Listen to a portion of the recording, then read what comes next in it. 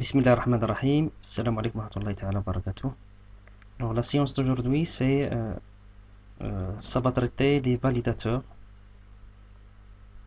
de l'ASP.NET et qui permettent de valider les zones de saisie. Alors, pour le textbox non, on doit vérifier ce qu'il n'est pas vide. Alors, pour le mail, on va vérifier qu'il est au format mail. Pour la date, il doit être au format date, et pour les passwords on doit vérifier que le deuxième password il est identique au premier password. Alors pour ce faire, pour le nom on doit glisser un validateur de type required field validator. Quand on glisse ce validateur, soit en mode design sur le design, soit je le glisse ici juste après zone de texte non. Ok. Alors pour renseigner les informations, j'aimerais bien utiliser le mode design parce que c'est facile à accéder aux propriétés. Alors les choses à renseigner, c'est le contrôle to validate, c'est textbox non, et on doit renseigner le error message et le texte qui va être affiché à côté de zone de texte. Alors pour le mail, on aurait besoin de regular expression validator. Donc on le glisse à côté. Et ce qu'on doit renseigner, c'est le control to validate, c'est textbox mail. Message d'erreur, vérifier les mails. Et le texte, c'est étoile. Et on doit vérifier, on doit renseigner validation expression. Alors validation expression, il y a des expressions de validation qui sont déjà prédéfinies.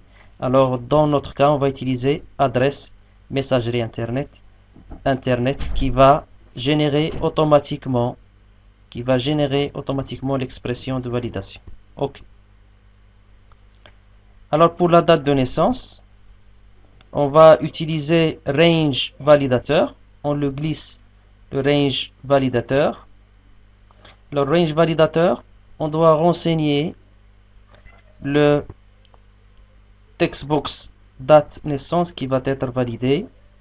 On va renseigner le message d'erreur, vérifier la date max et la date min, le texte qui va être en étoile, et la zone de texte, il doit être de type date, c'est-à-dire au format date. Alors pour la confirmation, c'est-à-dire la vérification de la saisie des mots de passe, c'est-à-dire que la première zone soit identique à la deuxième zone, alors je dois lier le validateur compare validateur. Alors compare validateur, je vais comparer le contenu de ce zone de texte avec la première zone de texte. Alors, ce compare validateur, ce qu'on doit renseigner, c'est le control to compare, c'est textbox password, c'est-à-dire celui-là. Et le control to validate, c'est le deuxième, c'est-à-dire celui-là. C'est textbox confirm validation.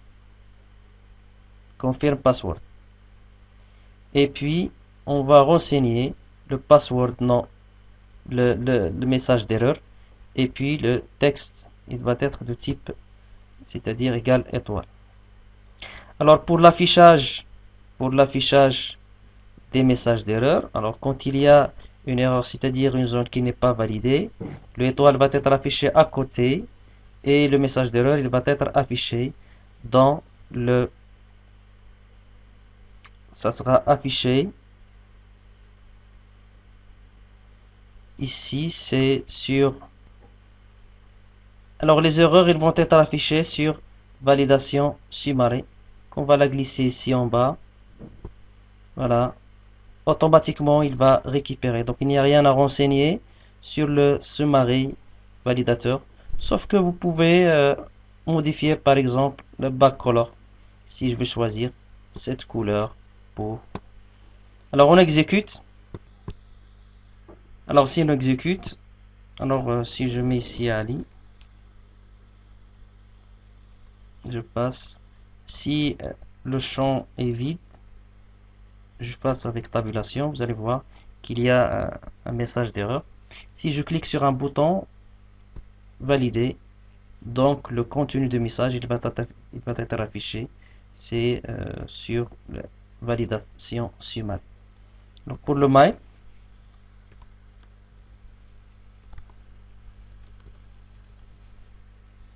tabulation, j'ai encore le deuxième message parce qu'il manque quelque chose. .com ou bien .fr. Regardez, vérifiez les mails. Si je mets .fr par exemple, tabulation, ça passe. Quand je clique sur valider, donc il reste seulement celui de nom. Si j'ajoute un nom, tabulation, sur valider, bouton valider, il n'y a pas d'erreur.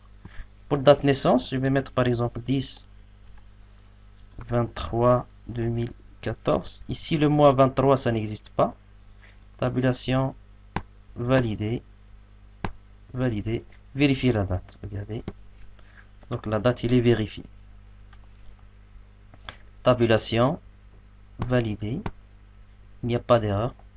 Donc password AZ, tabulation AA. Tabulation, il y a un message d'erreur parce que les deux zones messages ne sont pas exacts. Donc je mets AZ, tabulation. Voilà, donc on a vérifié que toutes les zones de saisie sont vérifiées. Alors maintenant, tout de suite, on va voir le custom validateur, c'est-à-dire que on peut préciser ou bien spécifier la zone de texte qui va être, c'est-à-dire le critère de validation. Ici, ce sont des validations prédéfinies. Alors ici, le développeur peut créer sa propre méthode de validation. Alors, pour les validations personnalisées, on peut utiliser le custom validateur.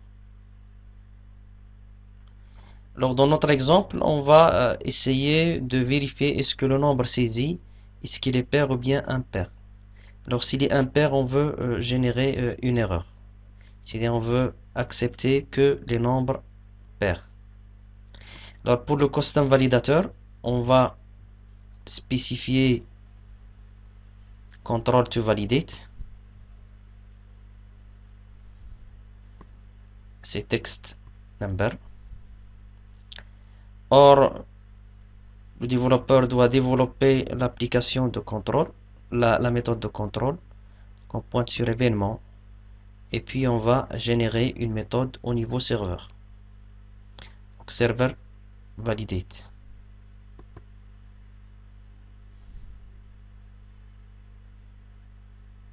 Voilà donc la méthode de validation. Maintenant, on va écrire le code relatif.